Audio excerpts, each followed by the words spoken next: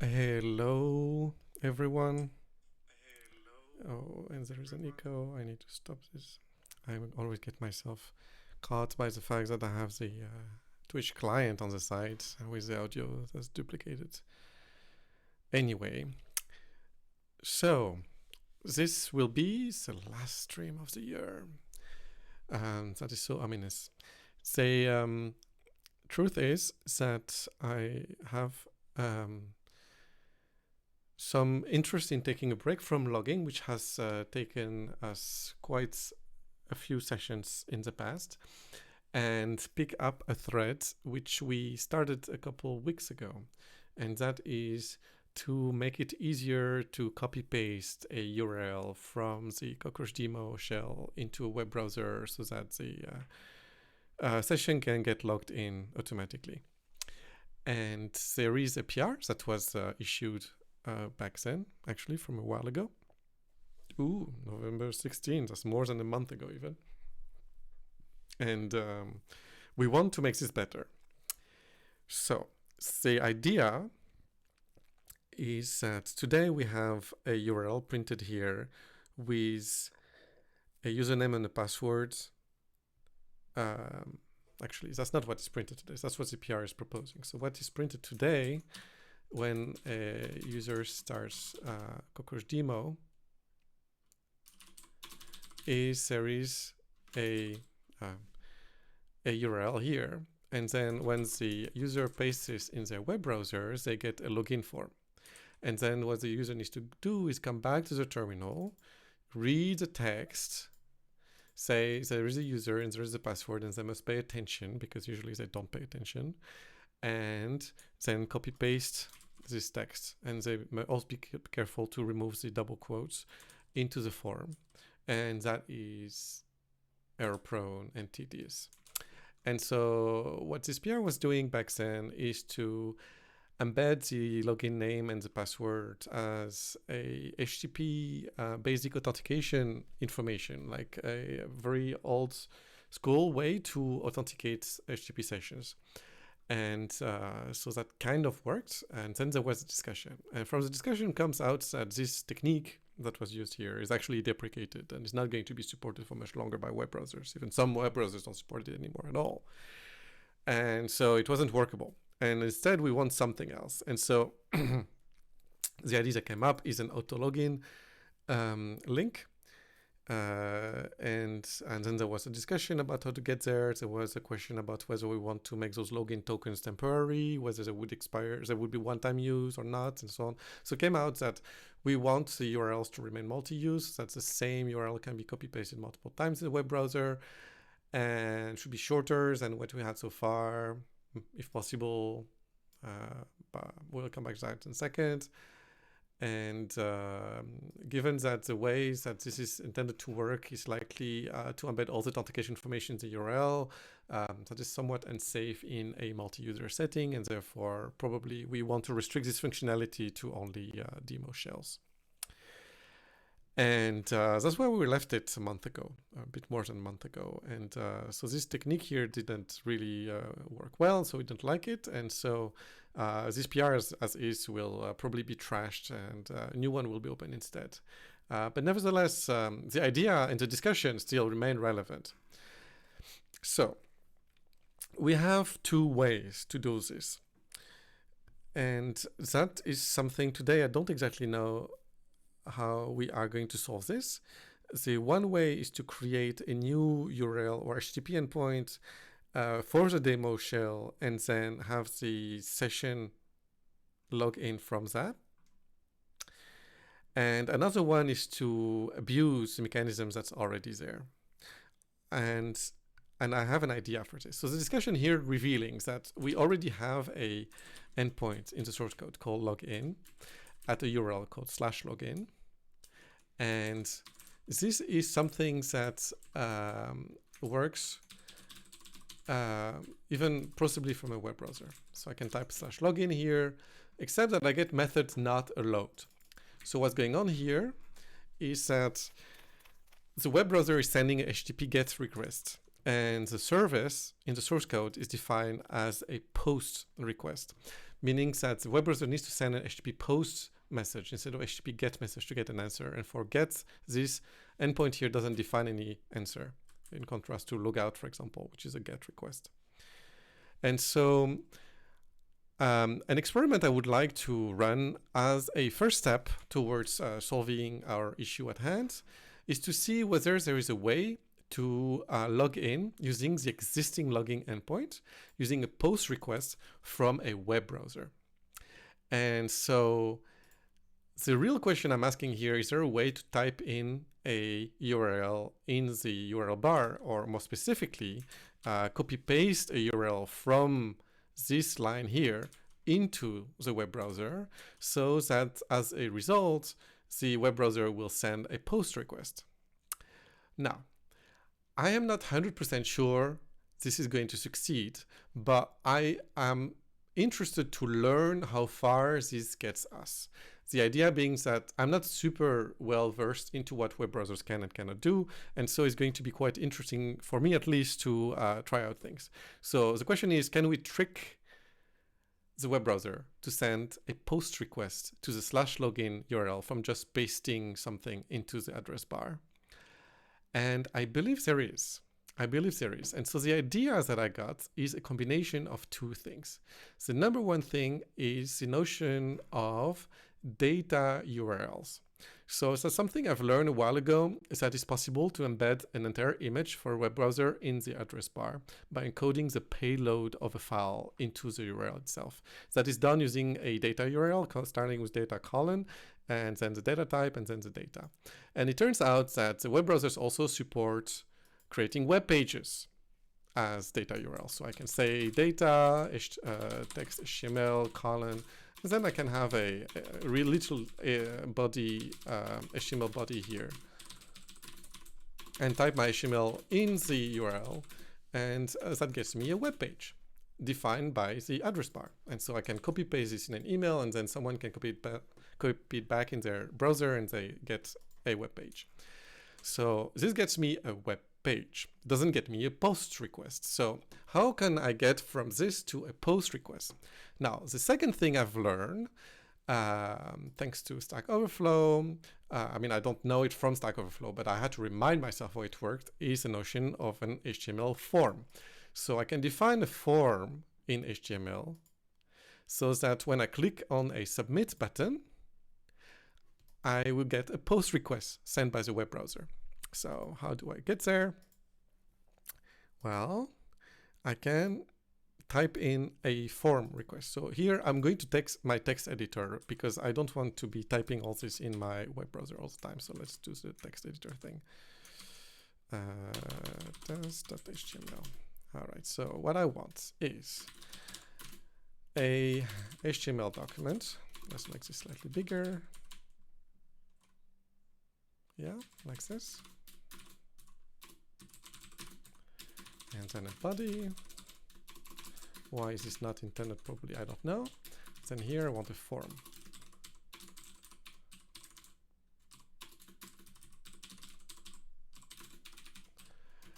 And the method is post. And then here I can say input type is submit, because I need a button to submit it, and then I need some input fields for the username. So I don't remember how form input works. So HTML form input, because I don't want a text box. I want to have a constant string in the form. And I don't remember. So I think it's not text, it's not button. There is what is called an invisible input types. Type hidden. Input type is hidden. That sounds about right.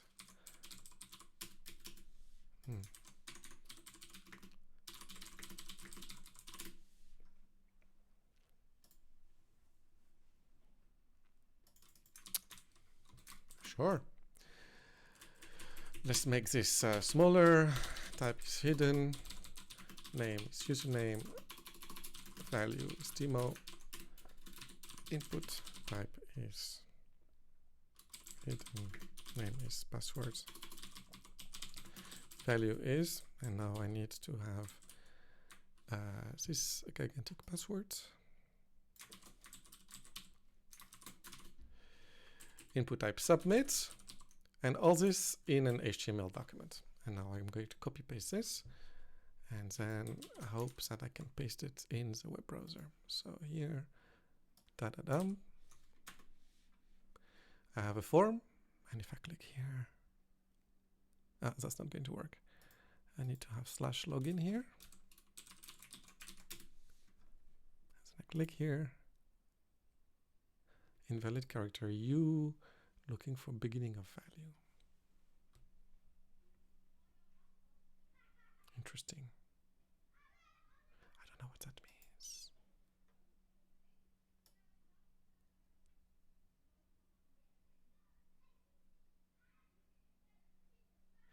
Maybe this is not working exactly. Let's see if I can use a web browser view and see what it does. Post. And now we can inspect the query. Let's see.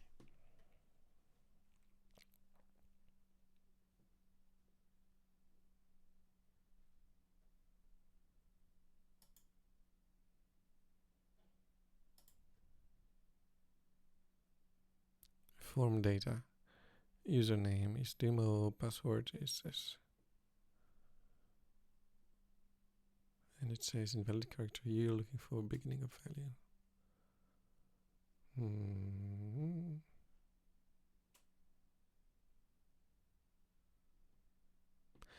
Oh, the form data needs to be passed as a JSON thing, probably.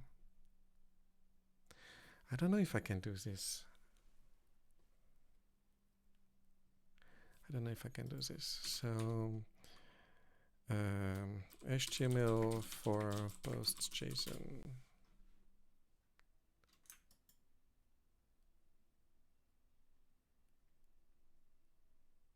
Yeah, it's more like it. So I've got this HTML form, JSON object.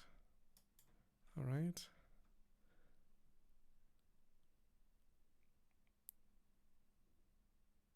And then I need HX. Oh. Yeah, except I don't want to use HX because HX is a lot of work. But I could do something like this. Because I don't want external dependencies with all my stuff here, right? We want to be able to do this with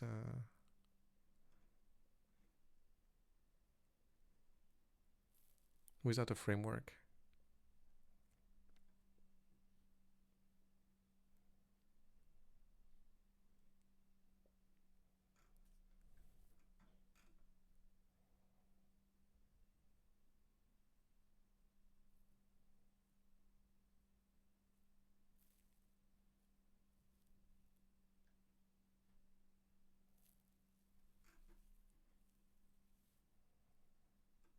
So what we're seeing here is some JavaScript magic to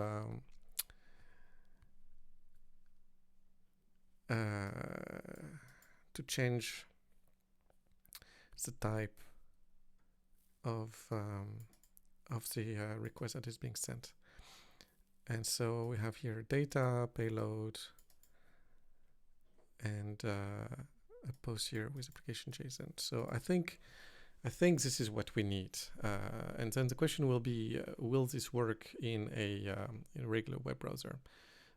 Because Ajax here seems that it's something that needs an external dependency.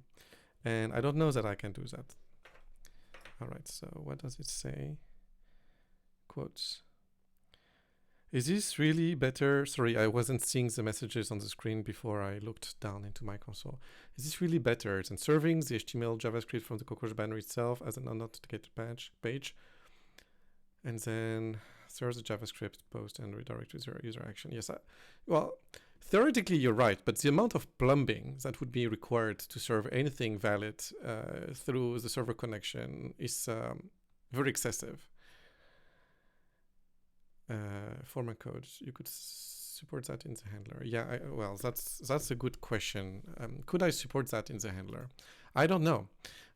What does the header say? This is HTML form encoded, www form URL encoded, and I don't know if the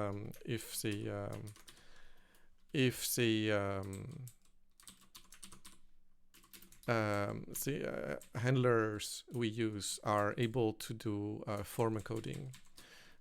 It's a good question, though. So we can check if any of these libraries has an ability to recognize form encoding. I don't think so, right?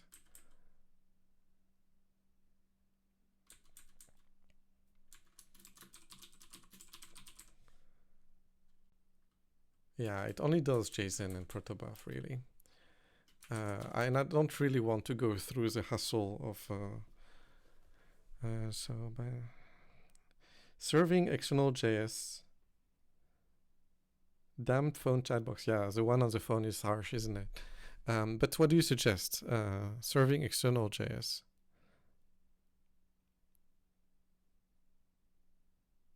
If you can elaborate, that will help.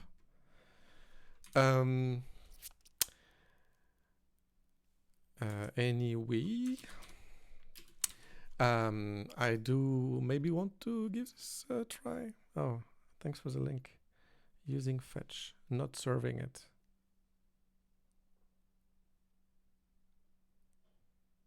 Yeah, I'm kind of optimistic that this little piece of JavaScript here is actually going to help me. I mean, it's not given, but I'm really interested to try to see how far I can get with this. As I said, it's not guaranteed that this is going to give me the solution to the CockroachDB issue that we are trying to solve today, and that's all right. There is a learning element here. Like, I don't know how those things work, and I want to learn, so we're going to try. Prevent default. I get that. And then form lm. So what is form lm? I suppose is going to be the identifier of the form. That does mean I don't need this. And so it's going to be my form. I could do this one, which is shorter. Shorter is going to be any point. Serving external JS steps reminds old router admin box being deployed. Yeah, yes, that's actually really what I would like to avoid. First of all this needs to work on a system that doesn't have access to the internet. I want to be able to run this stuff in on a computer on a plane, for example. But more to the point, there are enough networks that are insecure, that are secured, and where there is no access to the insecure internet. So that's that. Input name. So we have input type text name. Okay.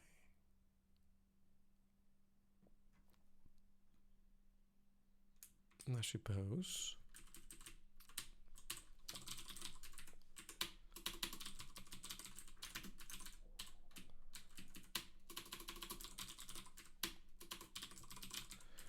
and then let's do the thing. Put and this and this and this and this, and I don't need this probably.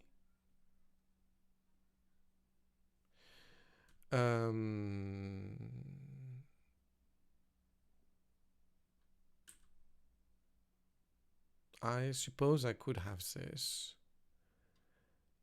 but what I really want is to redirect the document to the home. Thank you. I also love the data URL approach. So how do you redirect a web browser to a different page? JavaScript document redirect.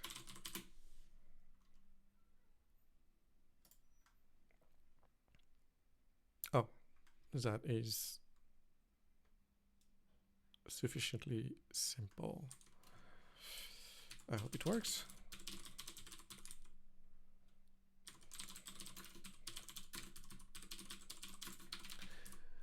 All this qualifies eminently as a ghetto approach. I'm not proud of what is happening on this screen right now, but if it works, it would be awesome. I will love this. All right, I need to display pretty symbol mode. No.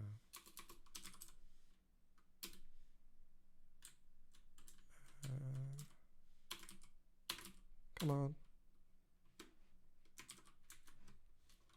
No.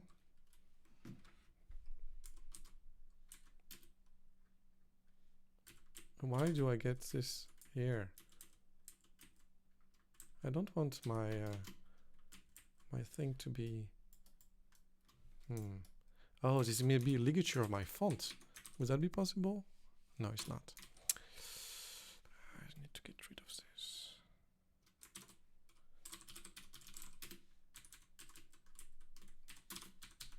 No.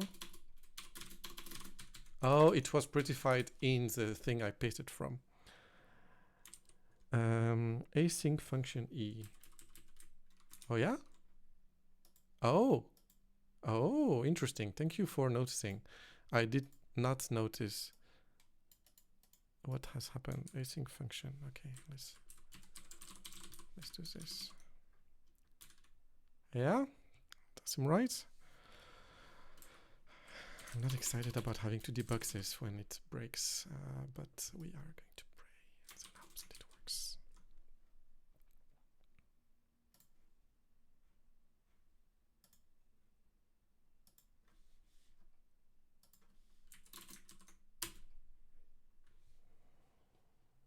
Okay.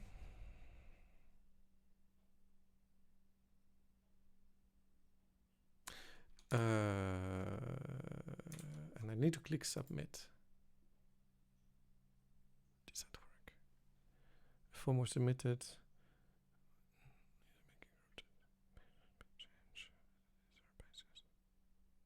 Yeah, okay. We can live with the fact that the cursor doesn't work. That will be an issue for later, but it is a problem that nothing happened, right?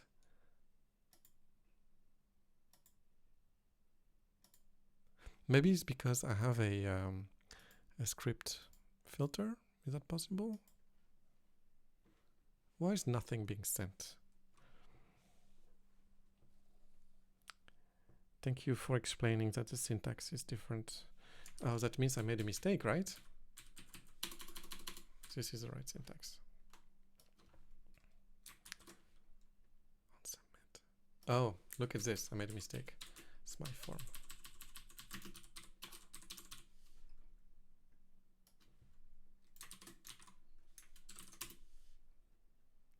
That's better. That's much better.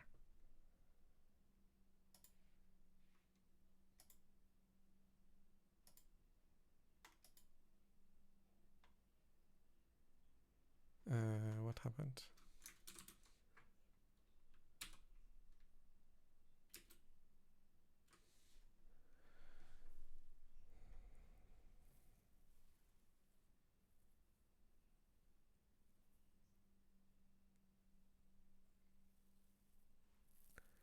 Maybe, yeah, indeed. So I did change the name here. And there is something about this comment here which probably doesn't compute. And this one here as well. And maybe try this now. Go away. I know. So.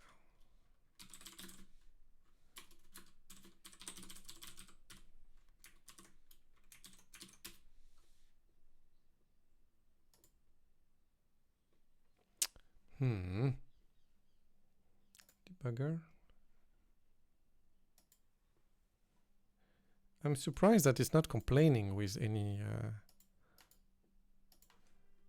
problem here. Why do I not get even an error about what's going on here? Because all my data is right. So yeah. Boom, boom, boom, boom, boom. I would like... Also, why is this async? It could be sync, right? Oh, it's because I have an await here.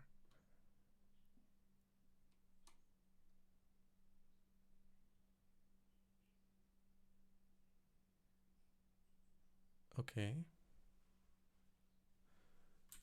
Okay. I'm going to disable this. And then try again. Load.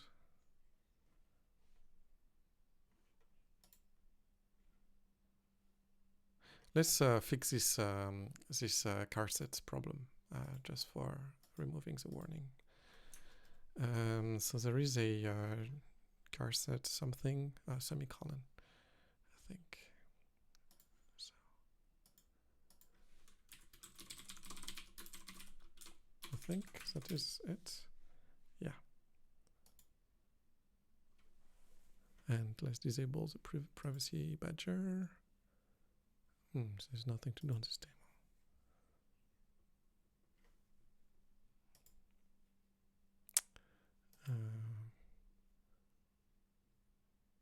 Let's remove this.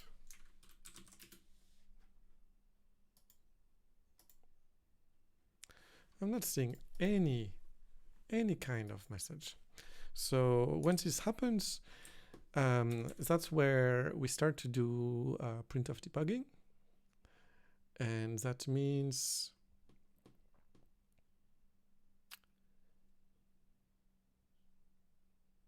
yeah, this async here doesn't sit well with me.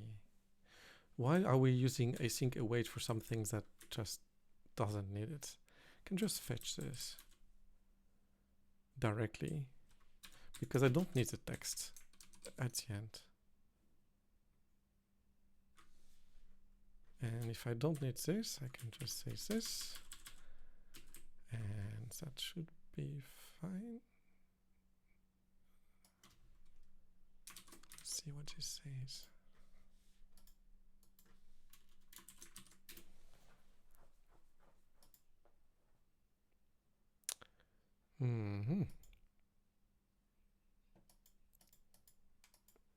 Okay.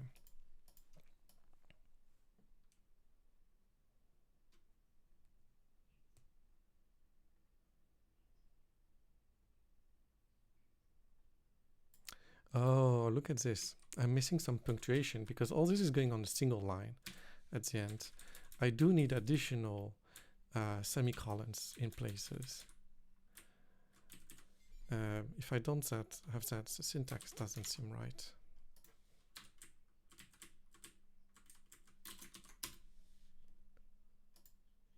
It's not much better, is it?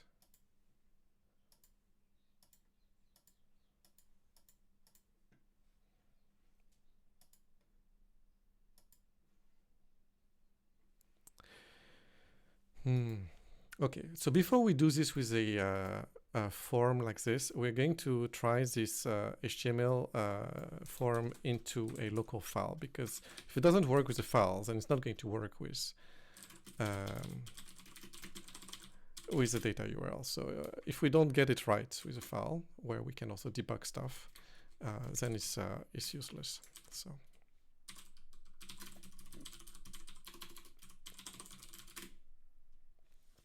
Yeah, web browser, inspector.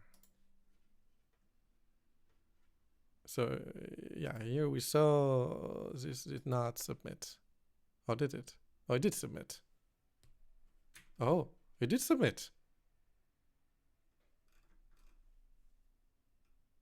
It did submit. But it did not submit properly, I think. I don't see the post request being sent here. I think I did not see it. I see get, but there was no post. So maybe the await here was necessary after all. Await, and then, sorry, async, await, no, async,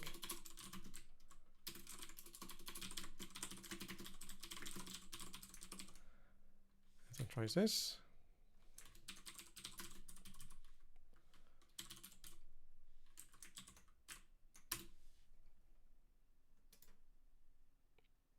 Better.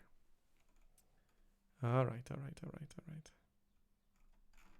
What did that say?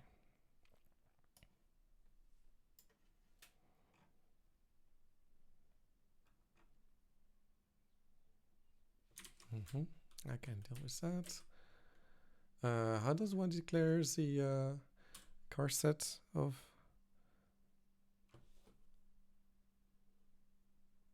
Thank you for confirming that fetch is always async. What's the syntax for declaring the car set in a static file? HTML car set, I think it's a meta header. I'm not sure. Meta car set, okay, that's good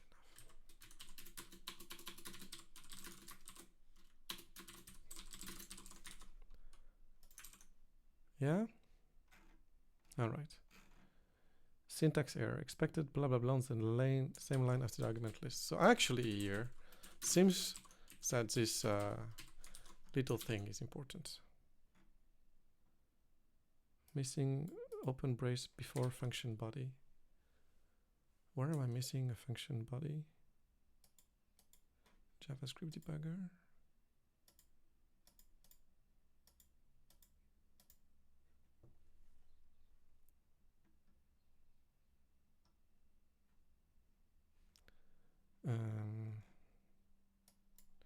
Where is it telling me that I have a missing brace before function body? Where would that be?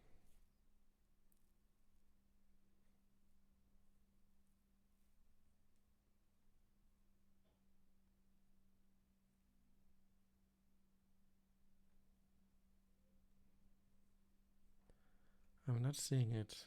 It says there is a missing what before what? Missing brace before function body. It looks like it is here. In function call. Is that here?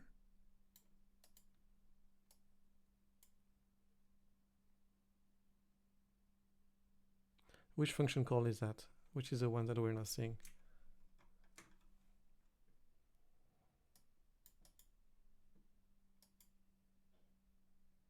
Function E here. So here I need to remove this this thing, but if I remove this, I get a different error.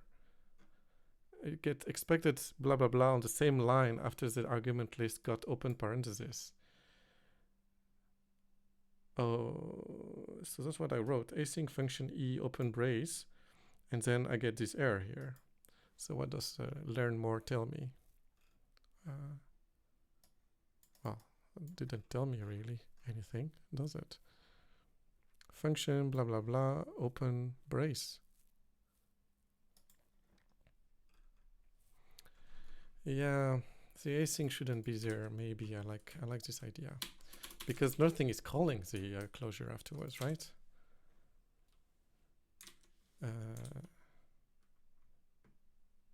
And I am tempted to use the ESX syntax. It doesn't help here.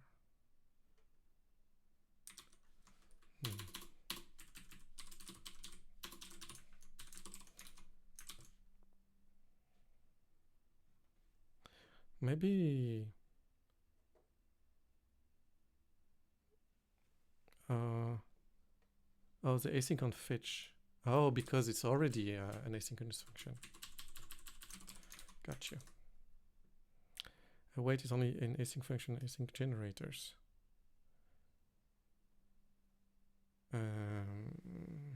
Oh, that's why we had an async here. I see. Okay, I like that. Let's try this. Ooh, no error message anymore. I did not see. Oh, maybe there was an error line number on the right side, but I wasn't looking on the right side. My mistake. Okay, let's click, and I get a XHR security blocked. I like that. This is good. the same origin policy. This allows reading the remote resource at blah, blah, blah. And that's okay. That's exactly what I want, because course only applies for things like this. And I believe that if I have a data URL, that is going to be a slightly different story. I believe so. So we're going to try this. Text, HTML, charset is sheet of 8. So paste this, and I can remove the meta head thing because it's not needed in that case. Let's see. Submit. That did not work. And it's not about course, because I would get some message in that case, right? I did not get any message in that case. So if I had a file, this works. And because I don't have a file, this doesn't work. Or maybe there is part of the syntax I use here that is still dependent on a new line character, which is not there anymore. But I don't see it. So maybe this method is doomed. Response.text. I don't really need it. I just need to wait for the response to come. That's amply sufficient. But in this particular case, it looks like simple fact I don't have a file is sufficient to throw it on loop. I'm not getting any kind of request here. Any kind of request. Cool. Well, JavaScript in data URL seems sketchy. That is maybe the case, but the truth is it works. Yeah,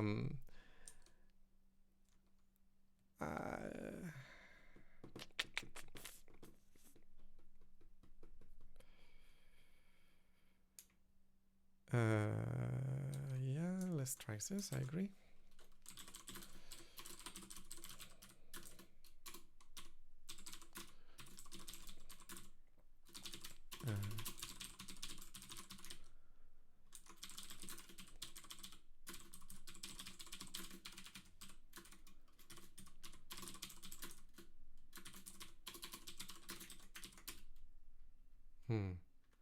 Compromise.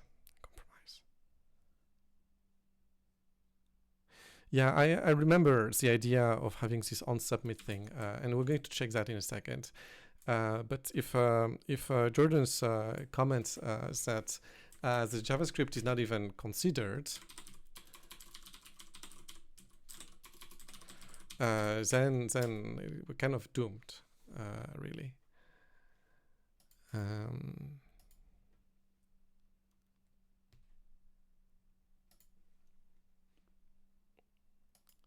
What does it say here? What is this? Oh, well, I can deal with that. Window, the document that replaces not a function. Well, I like that. So I suppose it's going to be location is this. Yeah, so it works. I can have JavaScript inside a data URL tag. That's not an issue. But apparently, if replace is not a function, I probably want this instead. It's possible, though. What is possible, I'm not 100% sure of this, but what is possible is that the JavaScript that's available inside a data payload is not the same and has fewer functions.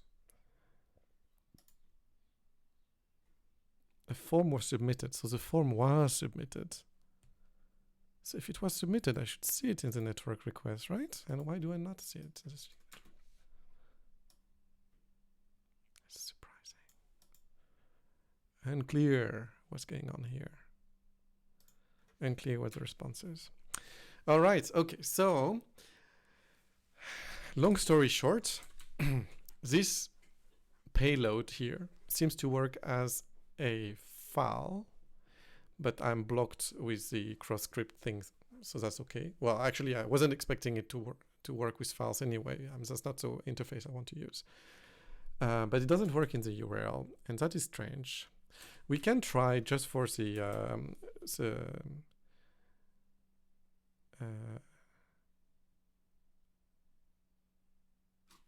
thing, probably just my form here, right? I mean, I don't know. Documents.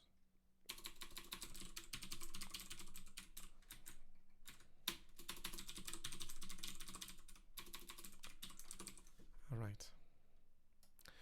There is, of course, a limited time budget I want to dedicate to this experiment. So there is a moment at which we will give up. Maybe I should try to disable my extension. I don't have any extensions that are blocking anything here. Hey! That's good. I'm getting here a thing. I'm getting a thing.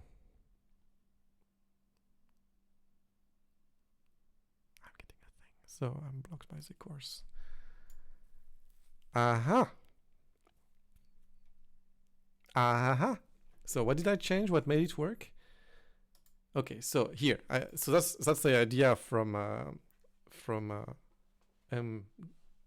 Genov, that the identifier of the form that was here was not recognized here. So as soon as I used document.form0, then it started to work. Except that when I did this, I got a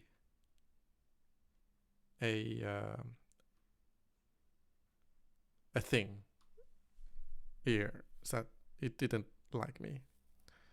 Response.text is not a function. Oh, it's just text, .text, I suppose.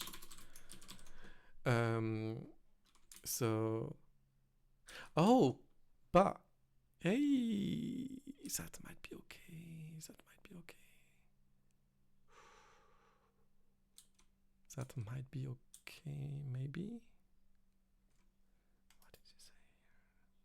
What did you say here? If the request went through, even if the redirect doesn't work, that is good enough. And I will show you why in a second. Oh, that would be awesome. If that works, let's see. Okay, click the button.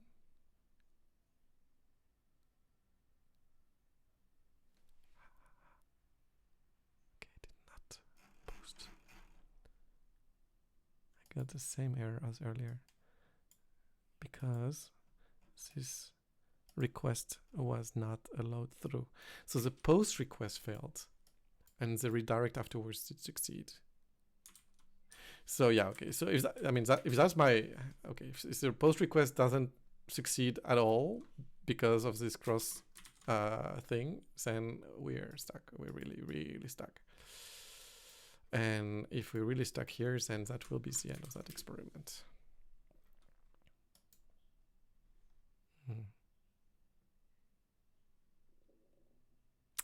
Yeah.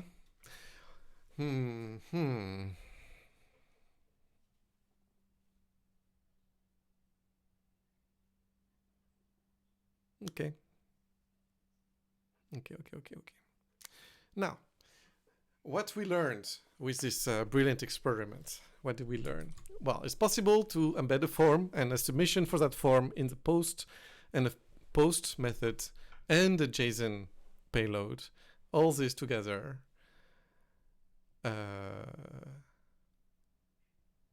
into a data URL, and that's kind of neat. And I'm sure there are plenty of applications for this. But the security settings of the web browser are not allowing this for good reason. I'm not complaining. Probably could have thought about this earlier. But nevertheless, I learned a few things here, that the identification of the object here doesn't work in the data URL form, how to write a function, how to do the thing. So, well, 40% success. The experiment was a good learning experience. Okay.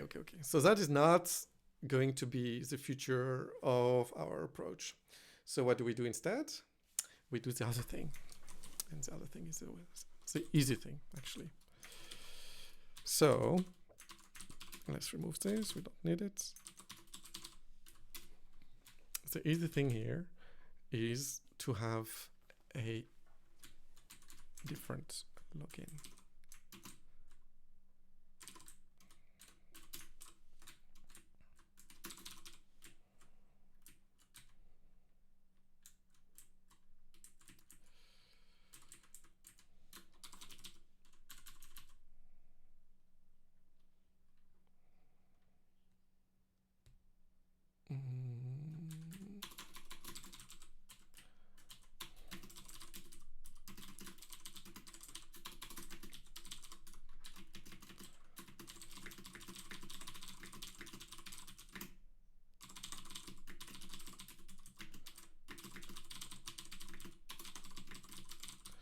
So this is the argument that was served by Ben on the discussion that we started with in this story here, that we need to be careful if we allow it with get, because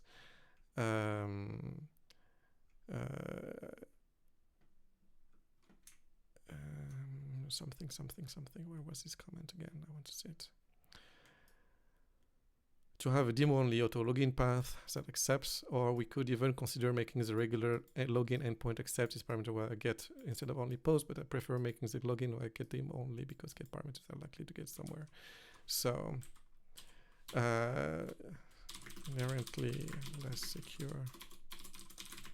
Get parameters are often logged in HTTP query logs, and that could leak credentials. Cool.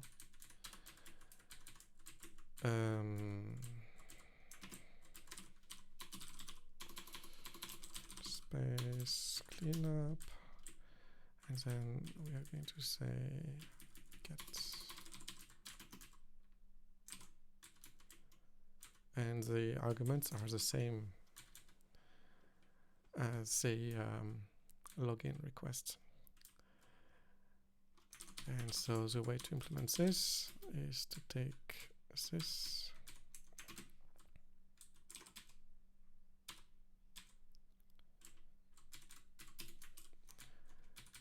demo login is the same as user login using get method.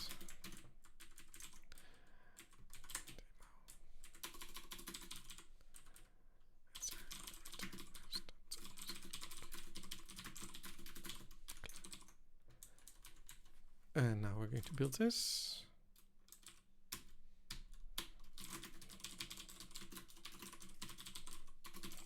And then wait, because these things take time.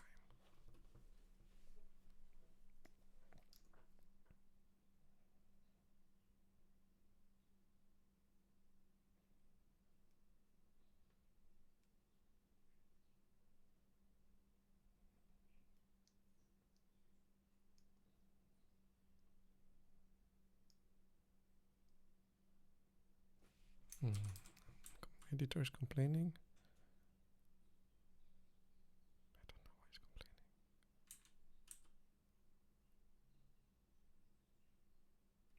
I'll see.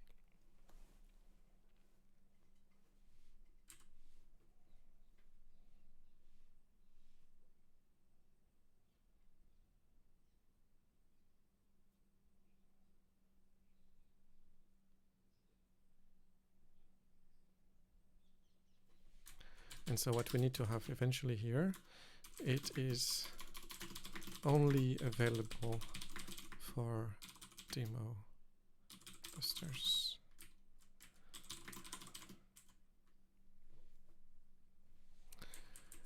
And then we'll see here how to recognize that we're in a demo session. Maybe there might be some data structure we can use for recognizing this. Config maybe here. Base config.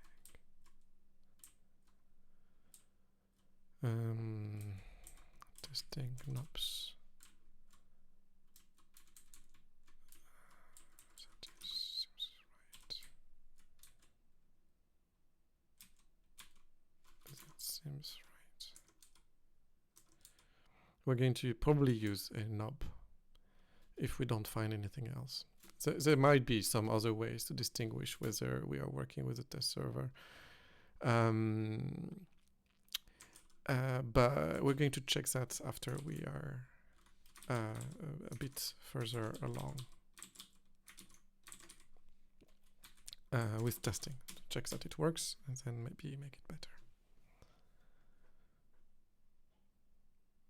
by filtering the service. All right, so this is now what it is. And now we have this username and this password. And now we are going to do it the other way. Okay, so I don't need all these tests and doc pages that I had before, given that the experiment failed. I can just close all these web browser tabs and then create a new one.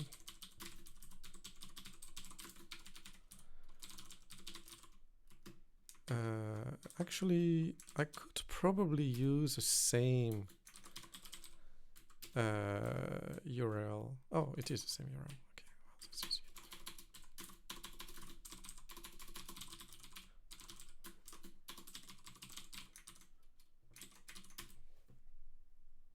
Method not allowed. It should be allowed. I just built it. But it's possible. No, it's probably probably not able to recognize URL prefix on the same URL path like this. So I need to give it a different name in the URL.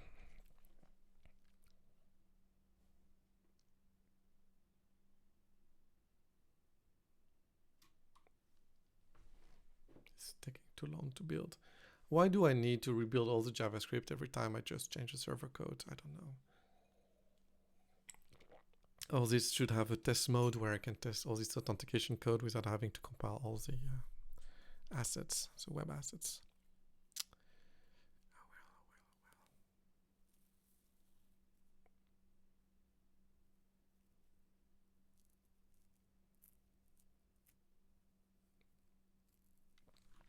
oh well. Okay.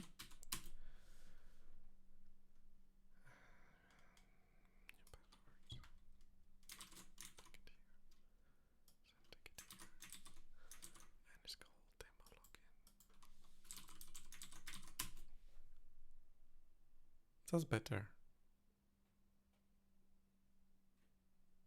Yes, I like this, I like this, I like this. And I know why. Login.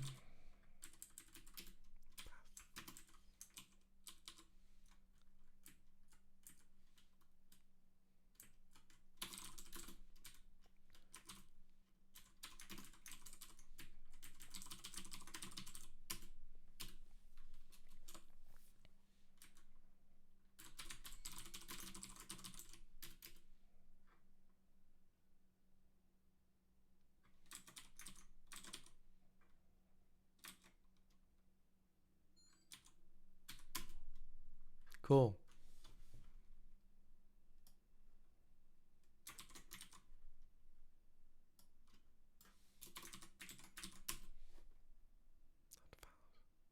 Why is it not found? Not found, not found. Demo login here. Authentication with proto here.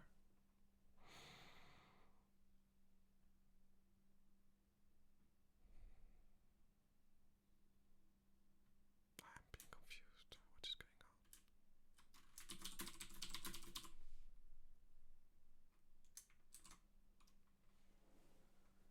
on? See you next stream or later. Have a happy new year, Magic King. Thanks for being here. And now I have a different problem, which is not found.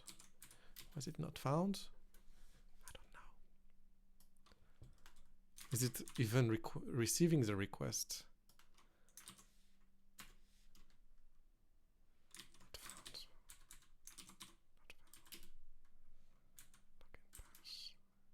Login pass.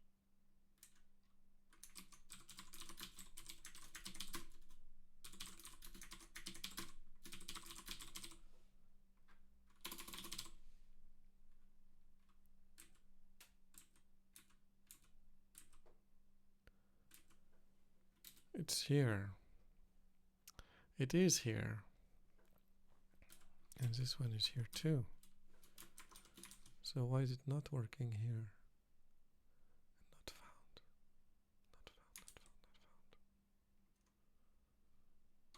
found. Did I not define it properly here?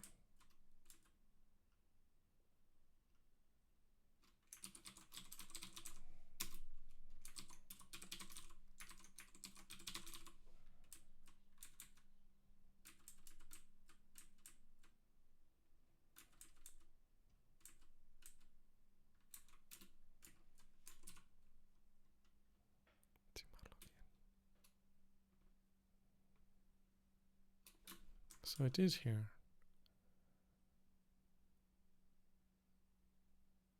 And it has here.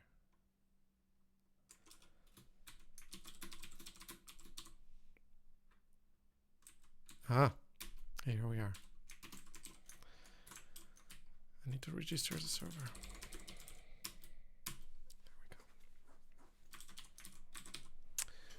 We are using gRPC gateway for routing HTTP services, and that is not fun. This is not the way that Go was designed to work. And we are seeing the pain of it here.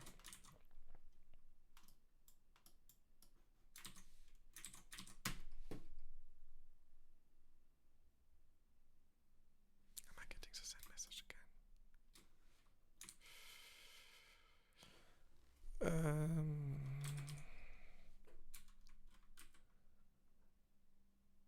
That is not great. Oh.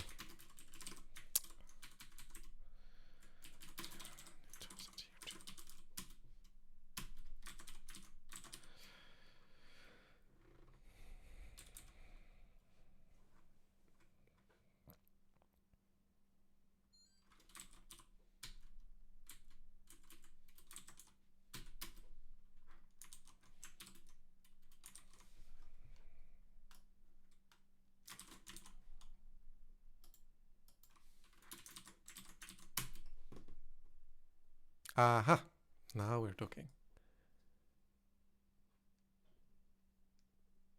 That's much better. That is better. And it is giving me a payload in JSON. Ah, that's not great. That's not what I want still. That is not what I want. All right, so I do have here a URL that logs me in, because now after I do this, the session is logged in. So I believe that the function of setting the login cluster has succeeded, but I'm still not getting the redirect to the page, and that's because the answer comes back as a JSON payload, and that is absolutely not what I want. And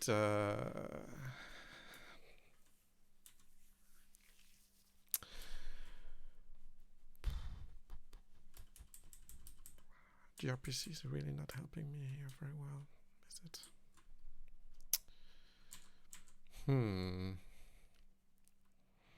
We have requests like this, user login from SSO, that gives a yeah.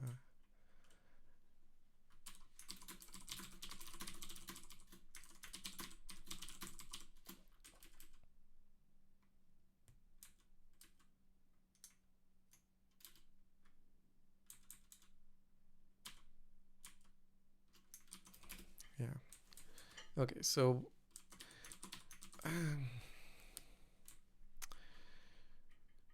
yeah, I get here, set the cookie. Oh, I like this. Oh, I can set header. Oh my gosh, this is great. Oh, this is so good. That is so good. I can set headers. I can set headers with gRPC. Look at this. What's going to happen? Response error.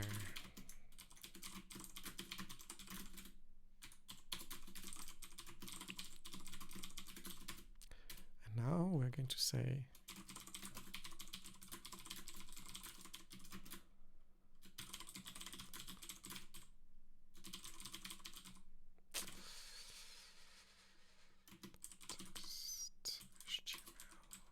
actually, yeah.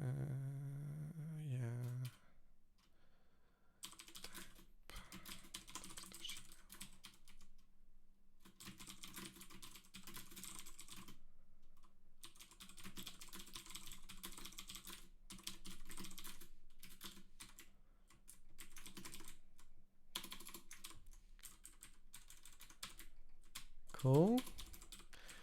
And can we do other things than set header? Maybe we can set the body. Wouldn't be great. Send headers, that's not what we want. Set trailer. Okay.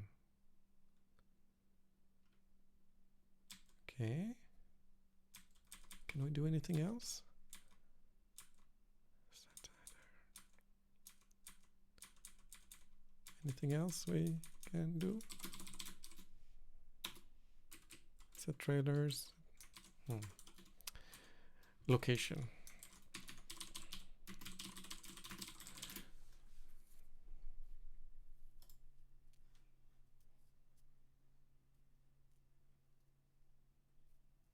Can we influence the status?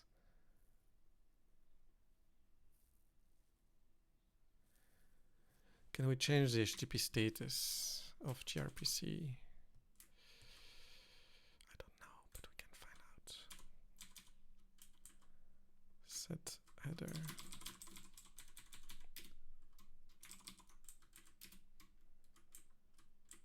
String set header. Set trailer.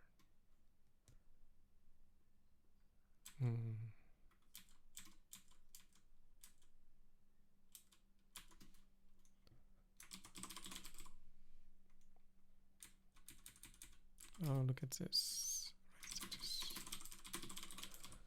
Can we influence anything with receive status?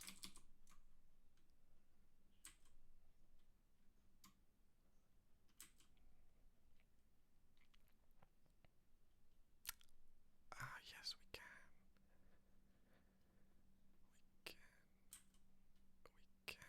absolutely do this with status data from error. I like this gRPC status. This is good. Cards.code. Okay, cancelled. In fact, it's not found. Already exists. Is there anything here that can take a? We're trying to generate HTTP 3.0 something from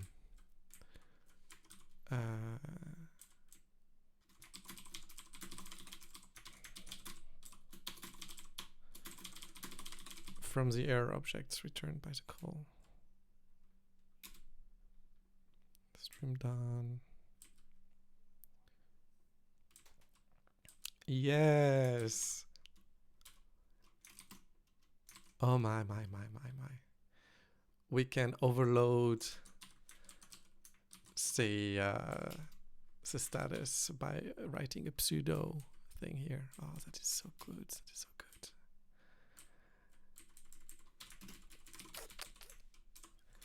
So status. It's going to be 302, I think. 302 is temporary. Is it permanent or temporary? Let's see. Yeah, 302. And then we can say location.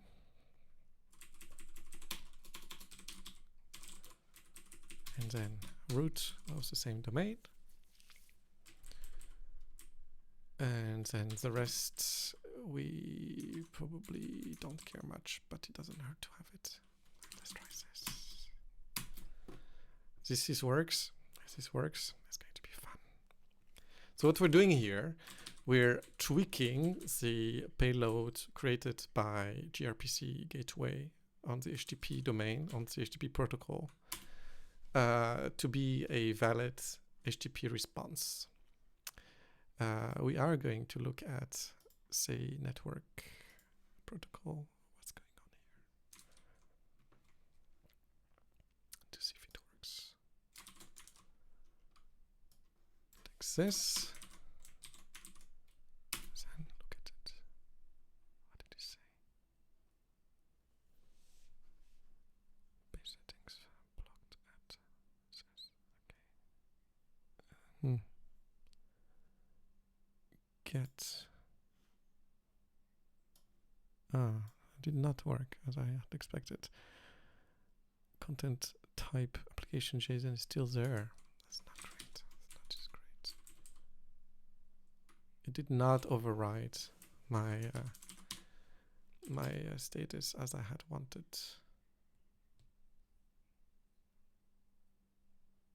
Header field.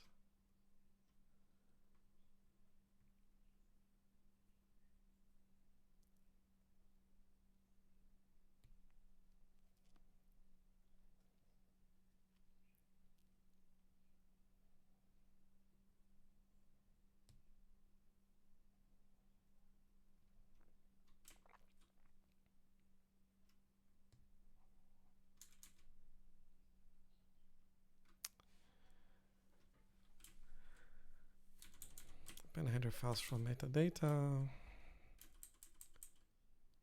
Code metadata header. Oh. Oh. So I cannot override the reserved headers after the other things have been set. So I do need the other API for this called send header.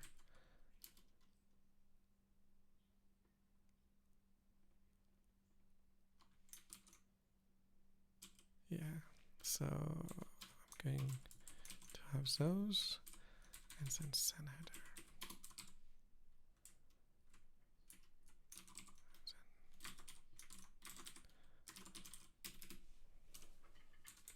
Oops.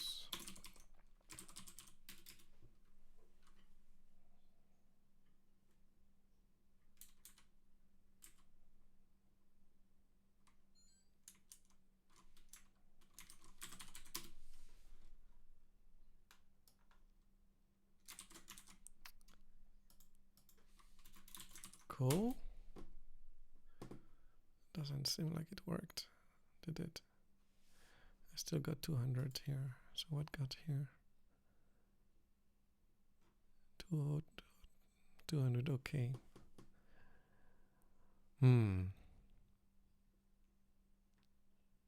Oh, gRPC metadata location. Look at this. I don't like this. I don't like this. I don't like this. So it got rewritten. It got rewritten. That is not what was expected.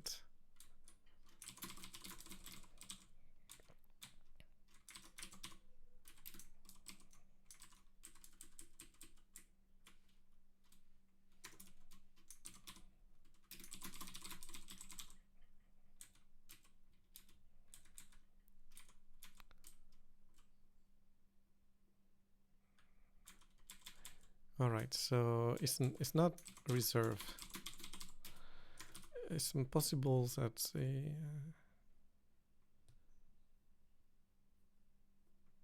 yeah, okay, so location doesn't seem to be okay here. Content type is not able to override.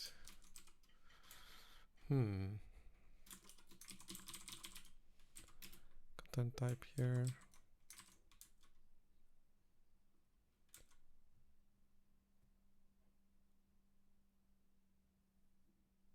Oh, the status here cannot be overridden. Content type is already.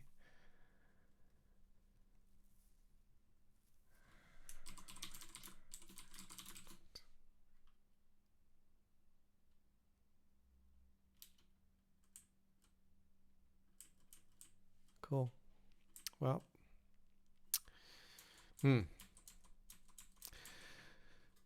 gRPC does not make me happy. All right. Well, if it's not gRPC, we need to do it the long way. Well, the long way. It's going probably to turn out shorter. But the idea is to not do it with the entire gRPC infrastructure in CockroachDB, but instead the traditional HTTP infrastructure. So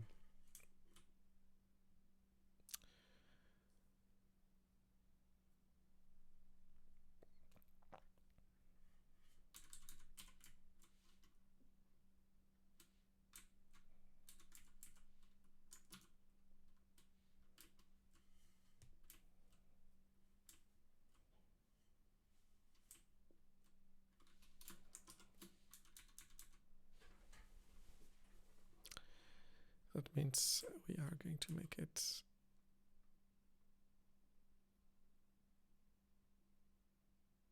authentication max. What is authentication max?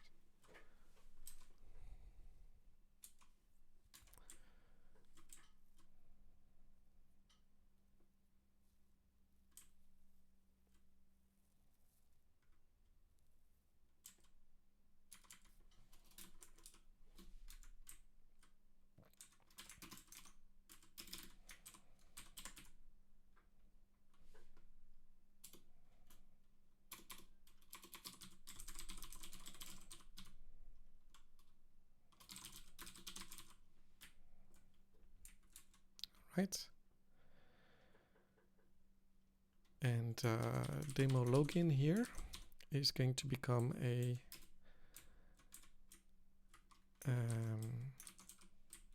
method that is going to be a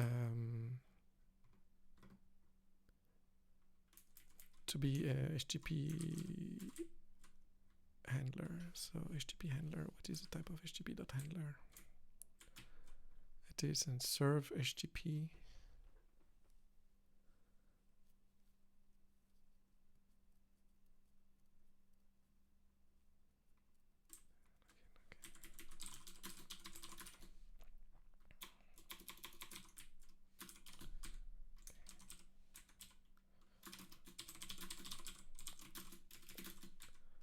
Good.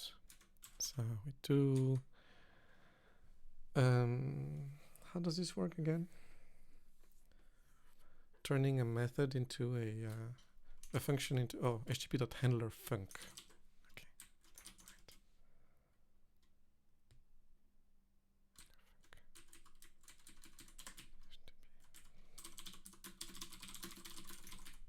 Access, thank you. And handler func. Response writer and request.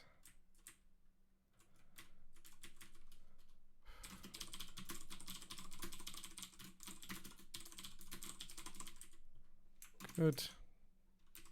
There we go. Ooh.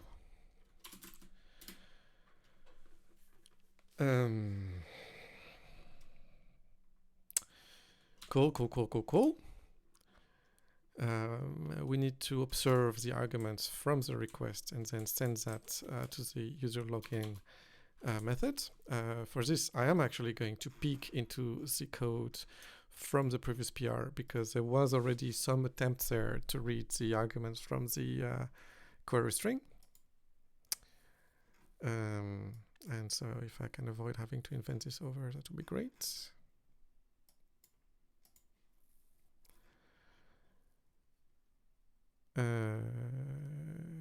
Authorization is not going to help. I want to get, but it's what I want at the end. The response is going to be this. I don't want to have a cookie, I think. I may want to have a cookie actually.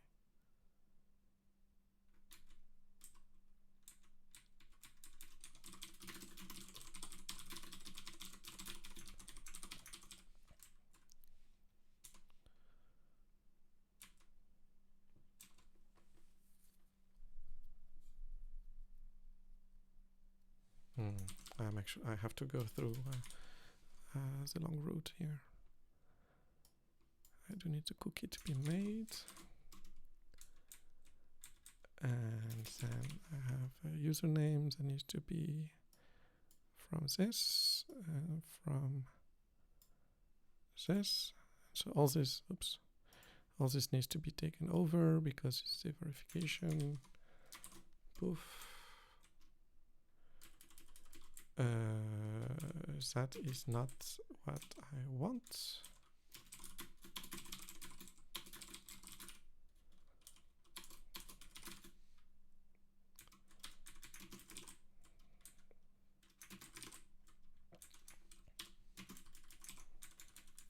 Cool.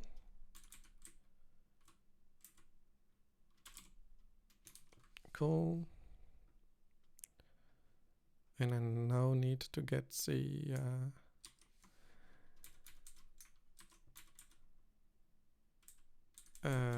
user input.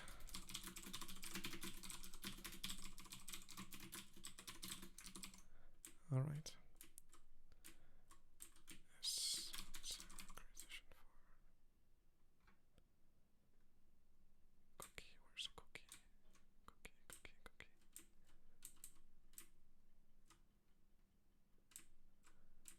That I don't need anymore.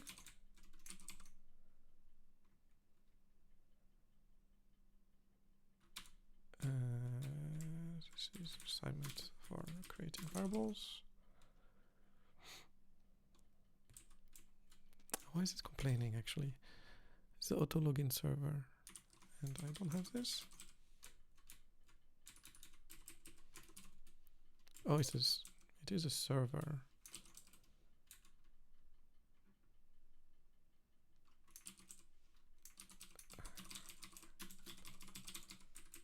Oh, I am already on it. Like this. Like this. And like this. Cool.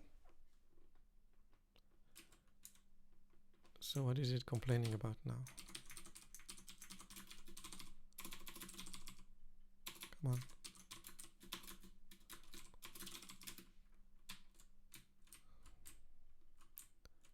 Oh, one demo login.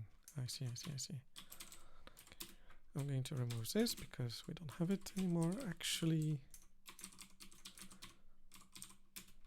And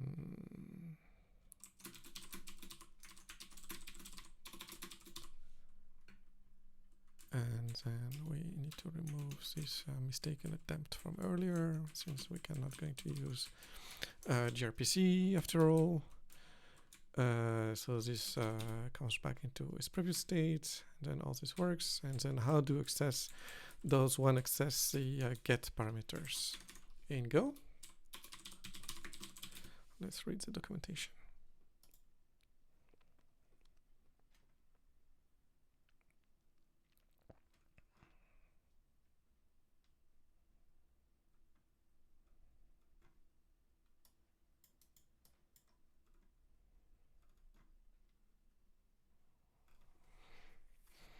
Request parse form.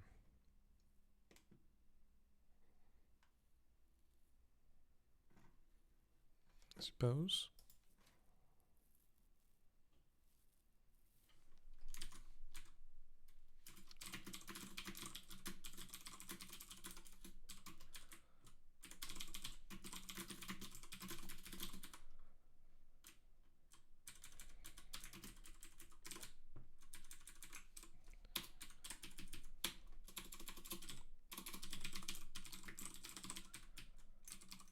okay.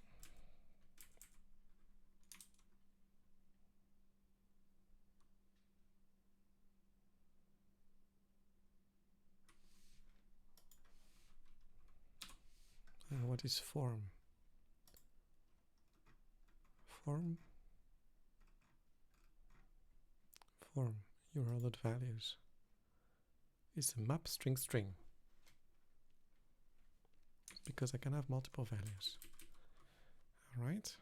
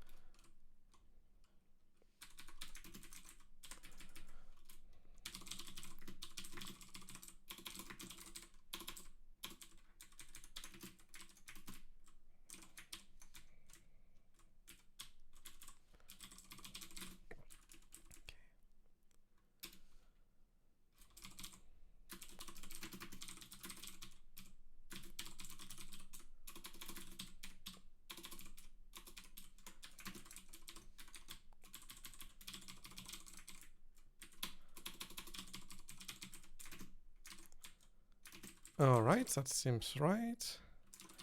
That's right.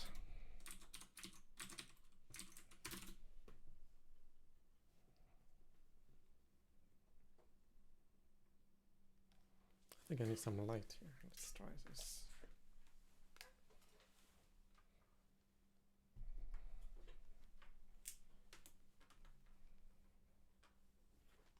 There we go. Light, much better light. I think the camera is being a bit droopy. Better like this. Cool.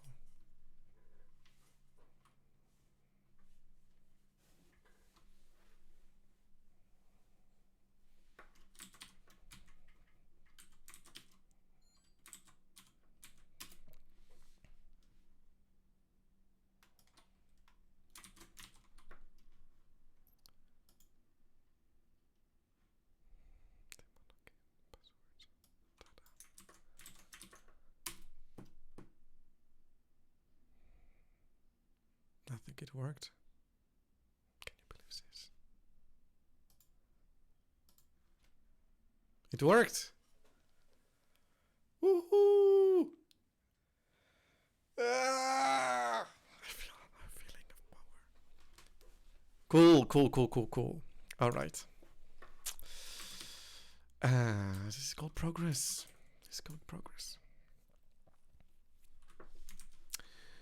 Let's see if HTTP has some response things that give us more. Response writer has better things.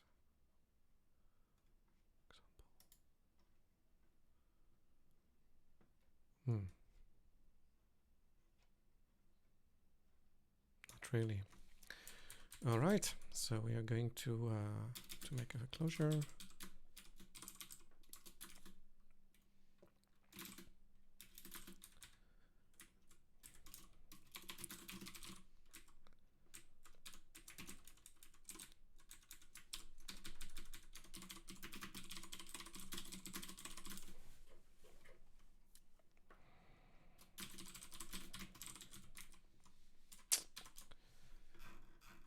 Request. So now the next step here is to productionize this a little bit. We want to have some information about the client. Let's remote add.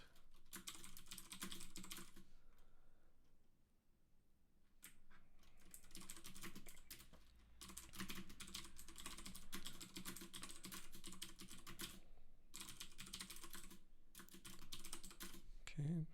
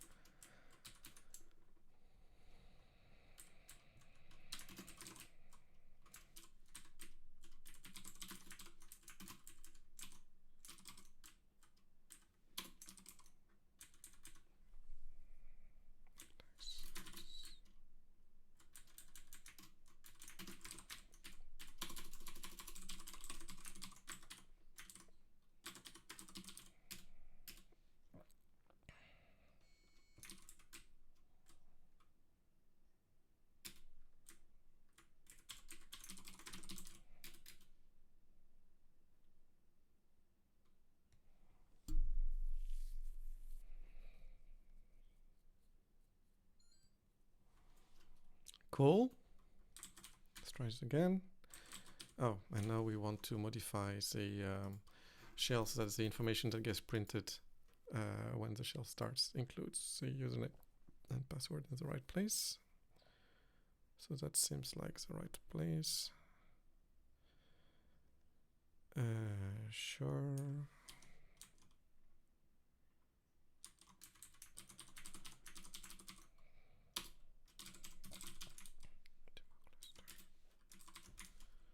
It's just going to be around here. Okay. Where is it here? All right. And console embed C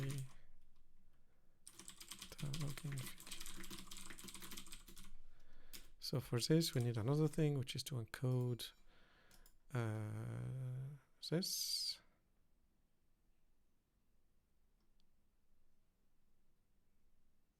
URL values.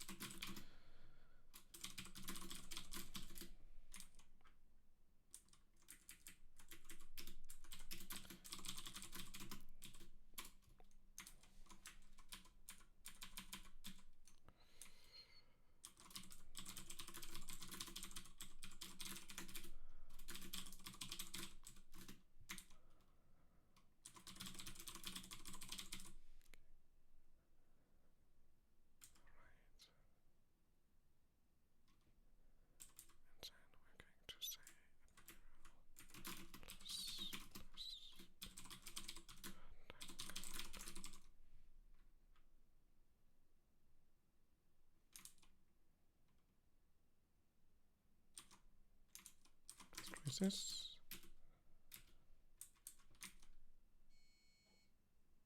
Why is it not recognizing? Oh, because it wants an array of strings here.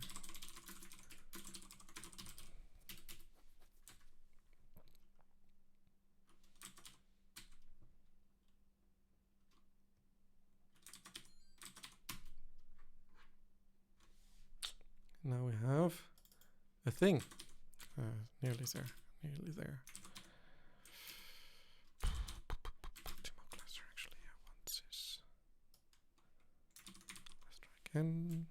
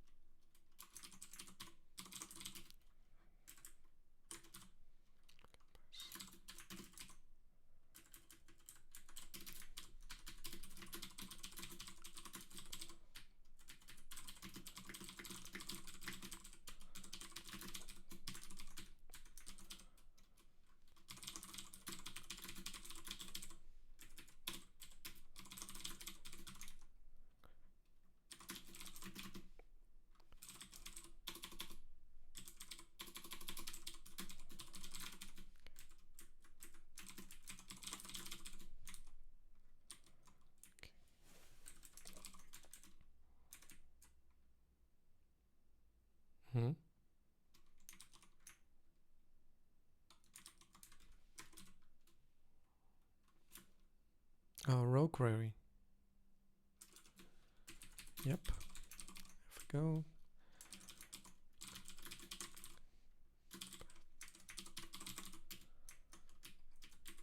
Okay.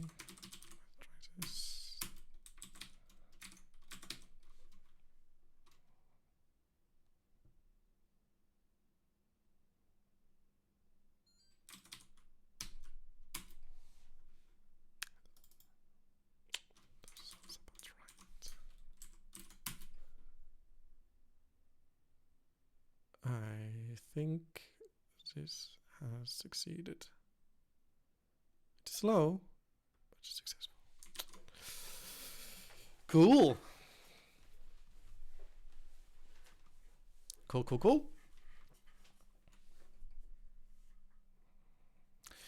All right, so This probably is fine. It's still MVP, and therefore we're not going to spend too much time on testing until the audience has approved of the approach. What do we need though to verify is that we are in a testing context. We are only enabling this service for test servers. And how to do this? We're going to check what testing knobs we have.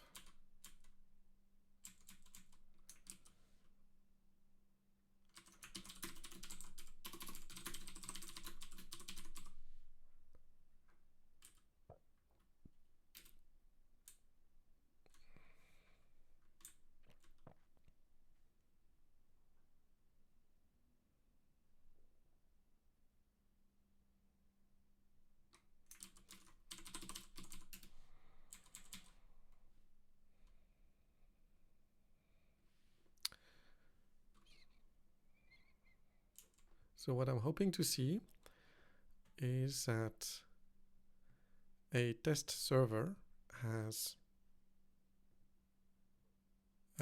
some flag that tells it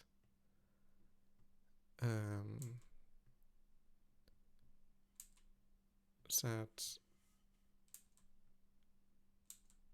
actually I might just be a bit more generous than this.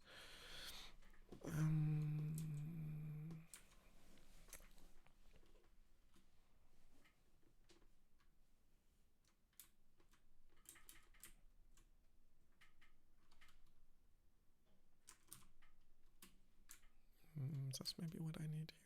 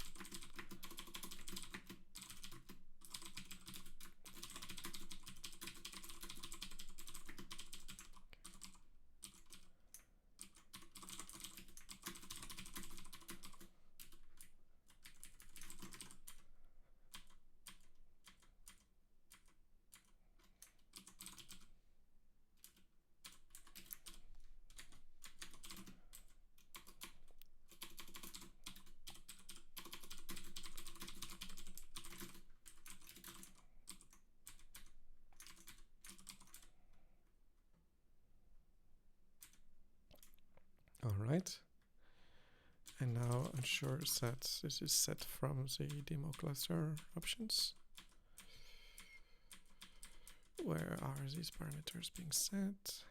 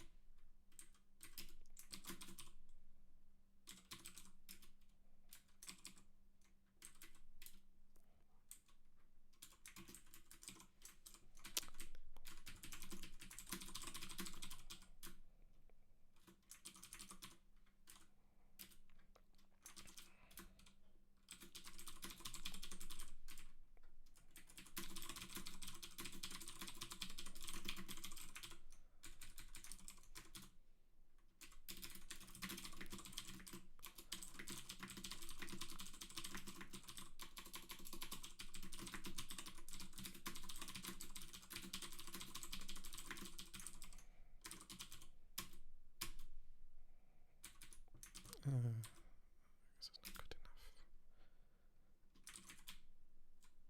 enough. Actually, it's not too bad, but I still didn't plug it here. Let's see.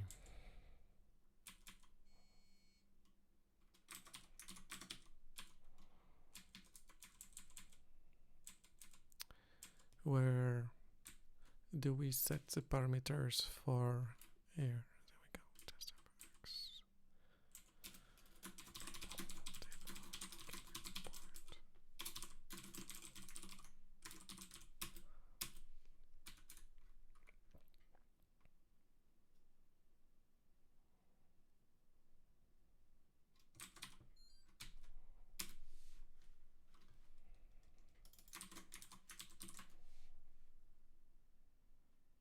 that worked. And now we are going to make a server that is not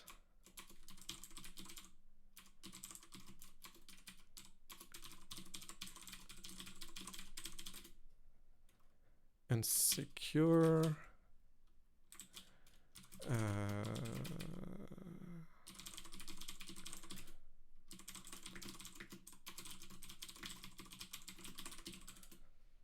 Right.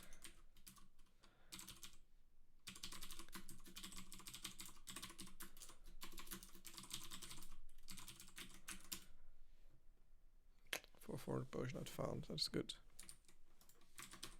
All right. All right. All right. So this feature is now only available for demo clusters. Exactly what we wanted. So there is some testing, some unit testing needed once the solution has been validated. So I think what we're going to do, we're going to overwrite this branch entirely. But we're going to reuse the same commit message. And so to do this, we delete the branch and we created a new. And then we commit all the changes here. And then we copy paste this commit message. Actually, no, I want to copy paste this commit message from here. And then verify that it works.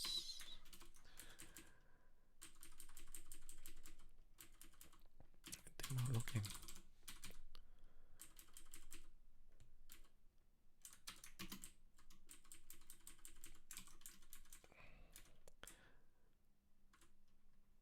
Users defines a new method for the code otherwise reachable via a post.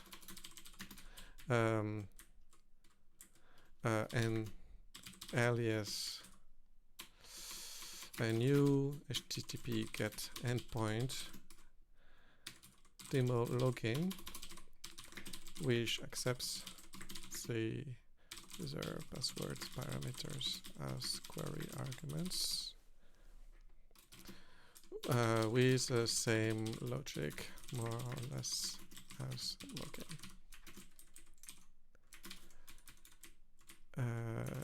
This endpoint is, okay, there we go.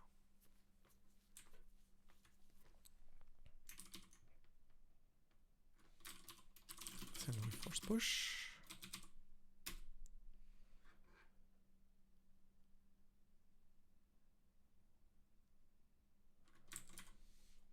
And then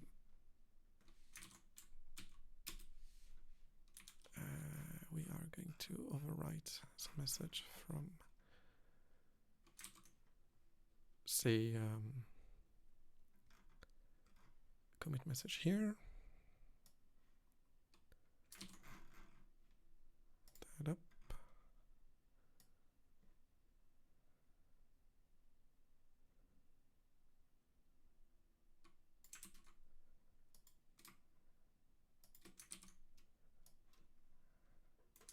Poof. Poof. And we need a screenshot.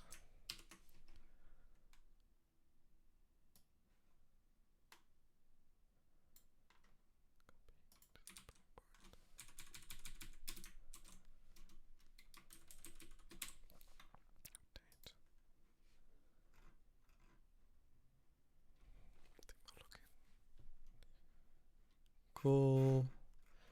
And then I'm going to inform the reviewers of the choices.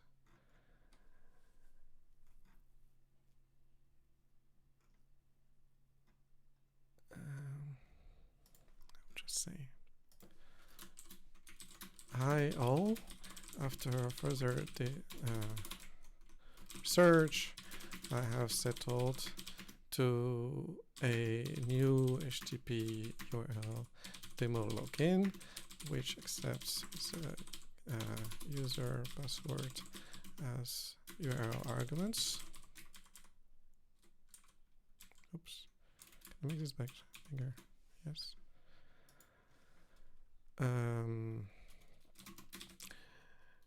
As you'll have requested, it takes the credentials directly because we want the URL to remain valid, not just one use. However, meanwhile, the URL only exists, is only ever defined from within the CockroachDB shell. There is no way to enable it for regular servers. This is would you find this approach satisfactory?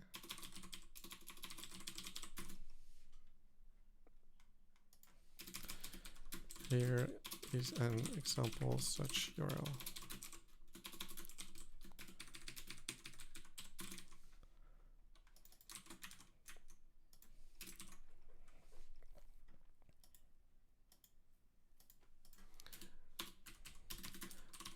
I know there is another request to also make the URL shorter, in particular by making the password shorter for a demo session.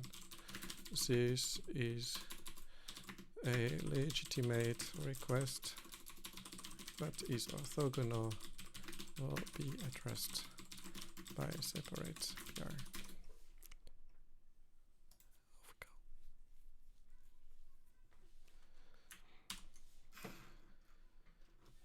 All right.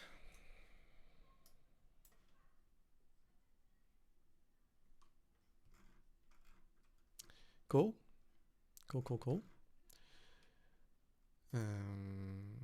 Can I access this thing directly from, say, your reviewable interface? I don't know. It's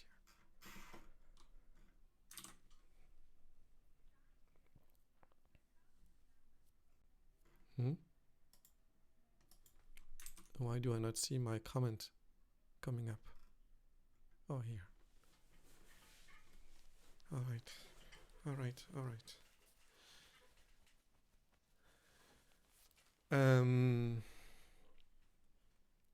All right, we have achieved some success here. And since there is a request to make the password shorter, we are going to try to satisfy this. It's a separate request, and so we can work on that as well.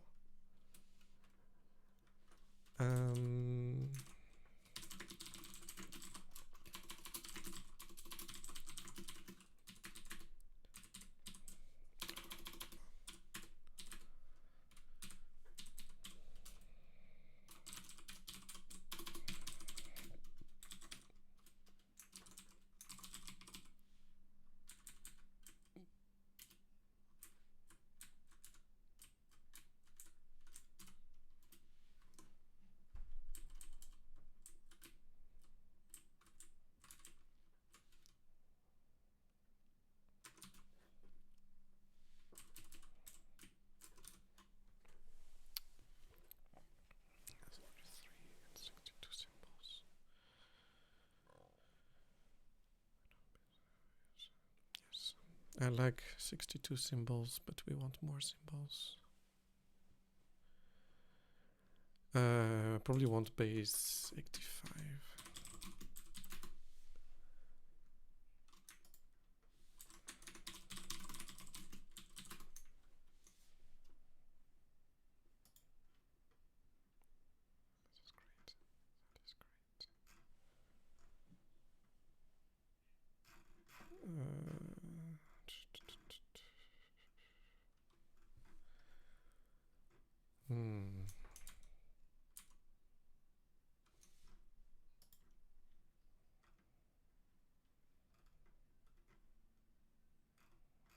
I want the alphabet of base 60, base 64, 85.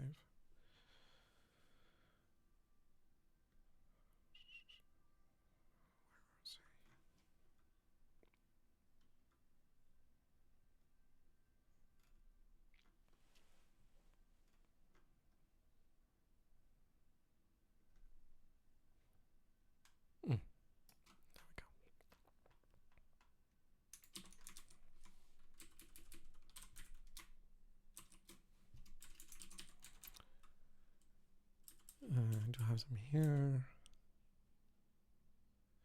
Oh yeah, but I'm limited. We can't put any character here we want because they need to remain valid as arguments for the Postgres URL here.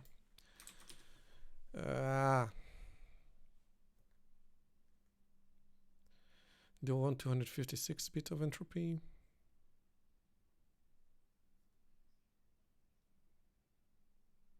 I can divide it by half.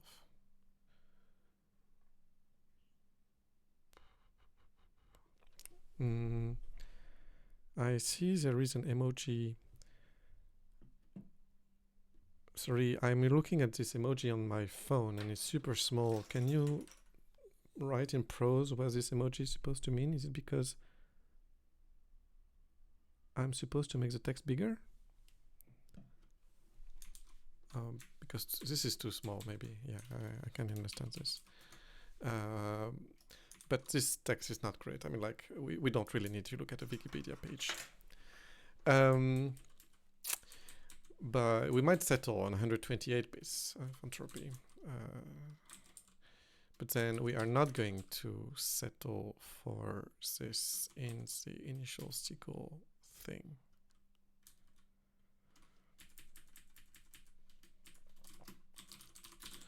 Then it really needs to be a demo specific feature.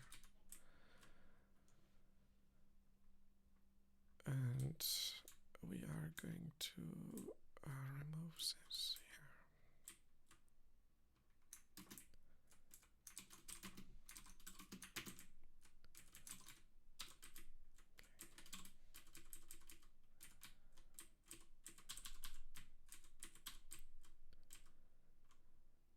And then this becomes this, and then this, and then this, and then this.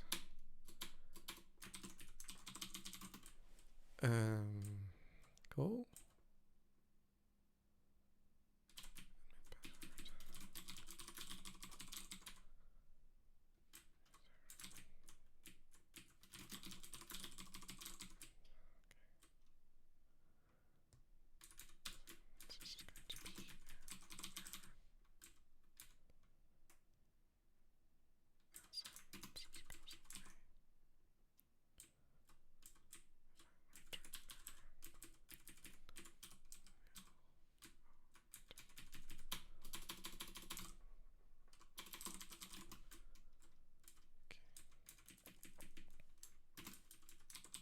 Cool. All right. And so this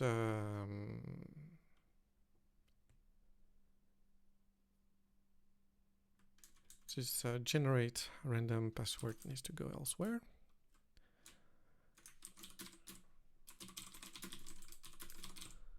Let's see if this function is used elsewhere. It's only used in one place.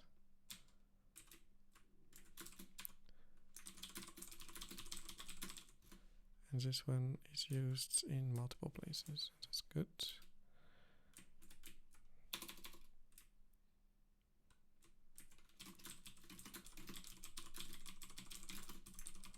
Cool. Cluster.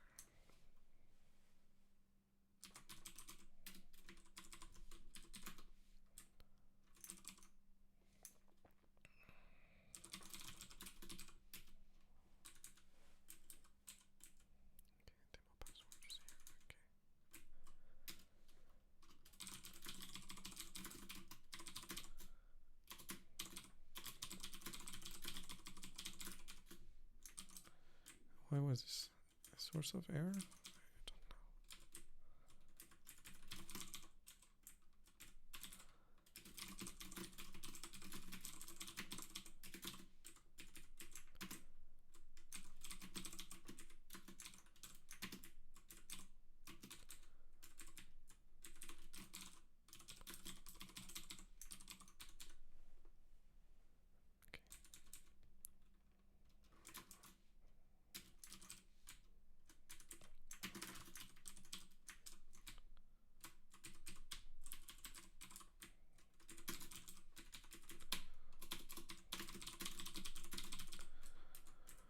a password that enables, prevents accidental misuse of the DB console started by demo shells.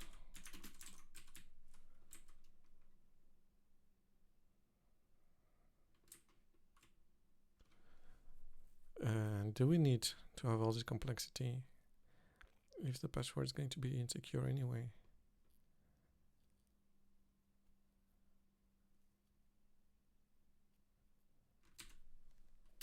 Yeah, we don't actually really need this complexity. This is complexity that's justified if you want to have a real password, but we don't need a real password because we can use a git bit.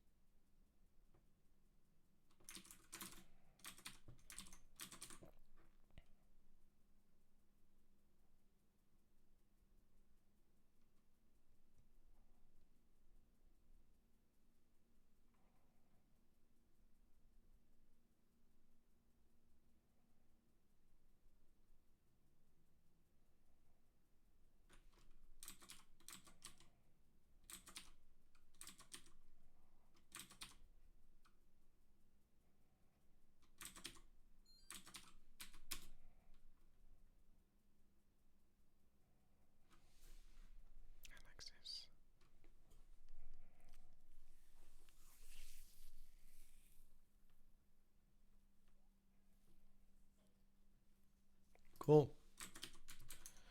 Cool, cool, cool.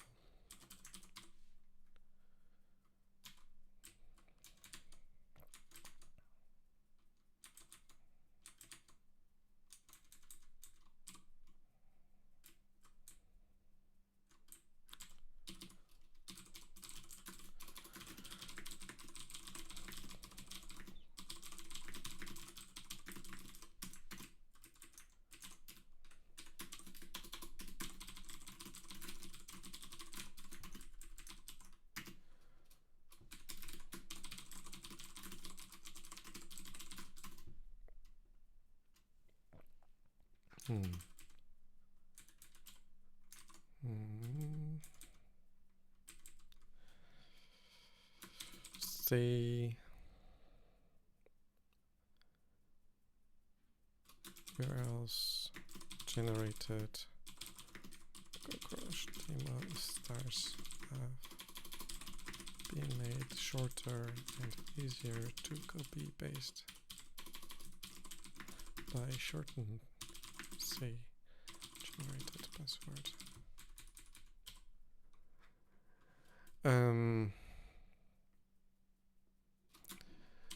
The entropy of the auto-generated user account password for demo shell has been lowered to ensure that the passwords are short and easy to copy over. Since they require shortness erases any pretense security. The algorithm has been simplified to remove randomness usage a crypto PRG.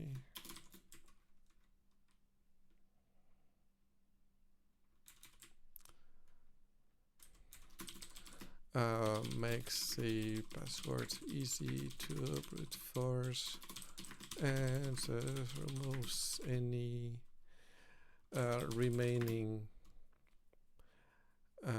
protection that may have been to the confidentiality of demo sessions. So the reason why a password remains as opposed to no password whatsoever is to prevent accidental misuse of the HTTP service by other applications running on the same machine.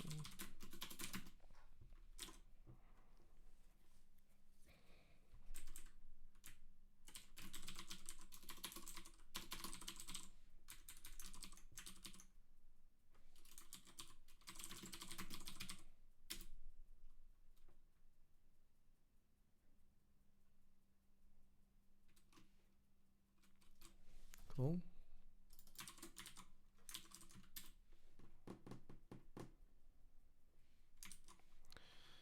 And we probably want a before-after picture. Do you have that? Probably.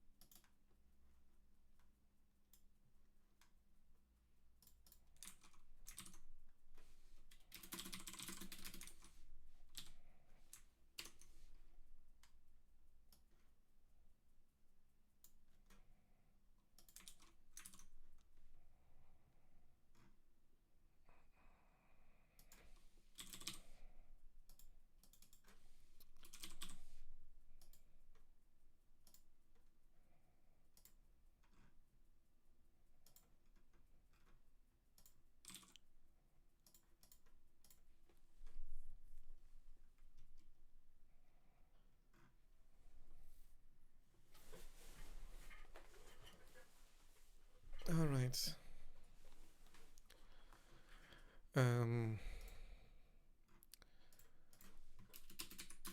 This is separate to the change proposed in this one here.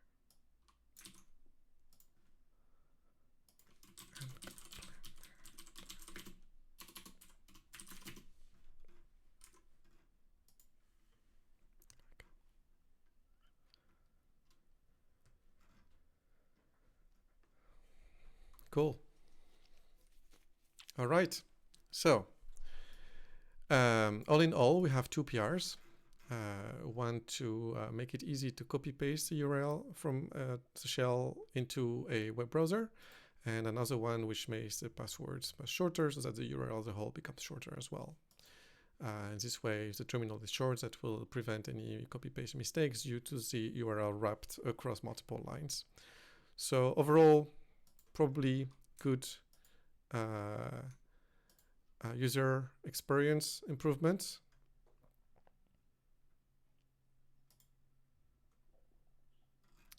And maybe this will be fixed. No, it's the same. Cool. So that's it. This was our achievement for today. A new version of this PR and this password shortening PR. And both together will probably improve the user experience a little bit. And we'll see if it passes master review. So that was it. A bit more than an hour and a half. A shorter session than usual. Well, it's a quiet period anyway. I wish everyone a very good end of the year 2020. Let's hope that the end is going to be better than the beginning, and on to new beginnings in 2021. Have a great day, and see you all next week. Thank you.